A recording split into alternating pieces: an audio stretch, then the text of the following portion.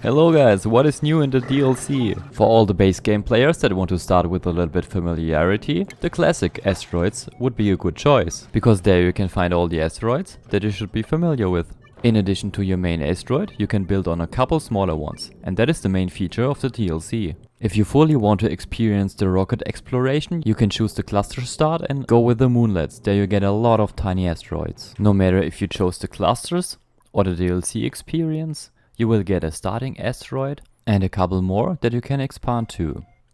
Therefore you can use the new buildings that have been added, which can be found on different planetoids, or your other option would be building a rocket with the parts that the game gives you, which are modular and variable in size. The new rocket map system is comprised of hexagons that you can explore with the help of telescopes, as indicated by the telescope target symbol, to then discover different asteroids and ore fields, where you can send a rocket with a drill cone to get polluted dirt, mud, cobalt ore and maybe an artifact. As far as I know, those little ore fields regenerate over time. So next to the new volcanoes, like this tungsten volcano, there's also the niobium volcano, the cobalt one and the aluminum volcano. Let's not forget about the sulfur geyser. And in order for sulfur to be of any use, they added a couple of critters and plants that actually eat that stuff. The sweetle, the tiny little beetle, and the big caterpillar, the grub belong to the same species and can lay each other's eggs. Both of them can take care of the spindly grub fruit and can make regular grub fruits out of them, which will provide you with a better food source than otherwise. Other critters that have been added are the slugs, which create electricity when sleeping. During nighttime, a power outlet appears on each slug, and if you place your cables in the right position, you can use that to fill your batteries. We also have the so-called betas now, which collect uranium ore, bring that back to the beta hive and refine that to enriched uranium. After that you can send over your duplicant that will grab his trustworthy ice scooper and get it out of there. There are also plans for implementing a new Scheinberg variant that will take care of your depleted uranium. Some plants that I already have scrolled by are the bog bucket, which will produce the bog jelly and can then be refined to the swampy delights. There are 3 new decor plants, the swamp chard, which is equivalent to the hexalent plant, as well as a giant tree that produces isoresin when you fed it. And there's also the hydrocactus that I haven't really found wild grown. But the most special plant has to be the Saturn critter trap, which will eat any critter that comes near it. The critter will then be digested over a long period of time. The plant will produce a lot of plant meat and hydrogen. You no longer need to fear meteor showers, because on the main asteroids they don't appear. Meteors now only fall on some of the planets. And if you choose basic over the spaced out clusters, you will get the familiar bigger cards. I don't know about the meteor situation on those. Rockets are also no longer just useless husks, but you can actually build in them. You can design your own rooms and use them like every other part of your base. And if a rocket is lost in space, for example if you used up all your rocket fuel while in flight, you can abandon your ship. The ship will explode and the duplicants will land on the nearest asteroid. And they will crash land. Parts of the ship might land on the floor. We do also have the Trailblazer Module and the Rover Module. So when we finally reach the orbit of another planetoid, we can deploy the Rover Modules.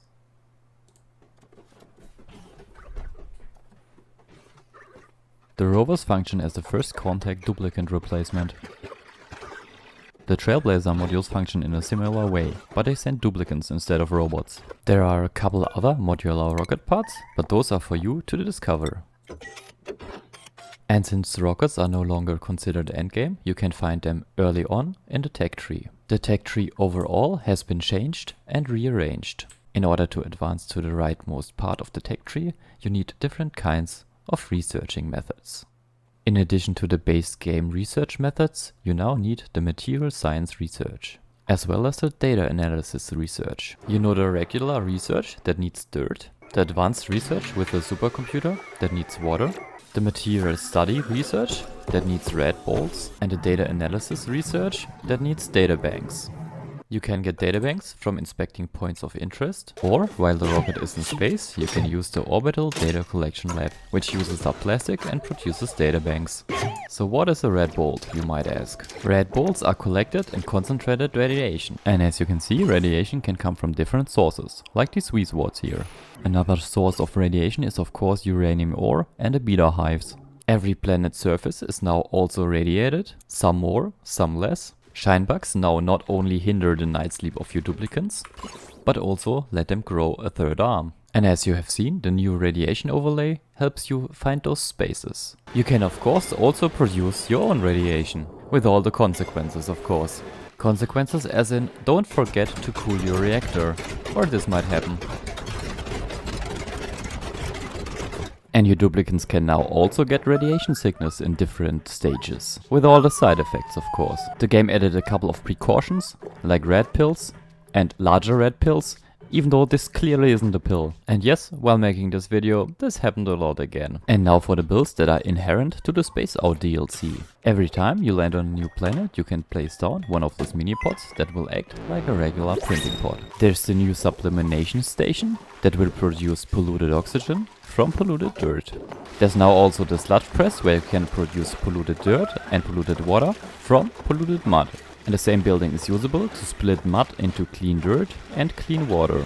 If you manage to get yourself a couple of hatches, you now have a renewable source of diamond. Coal can be refined to refined carbon, which then can be pressed with the power of red balls into some shiny diamonds. A very good thing that the radiation brings is mutated plants. In order for you to get an unidentified mutated seed, you place a plant near a radiation source. The unidentified mutated seed can then be analyzed by the botanical analyzer. But if you now do want to protect your duplicants from the bad radiation, there is the lead suit for that.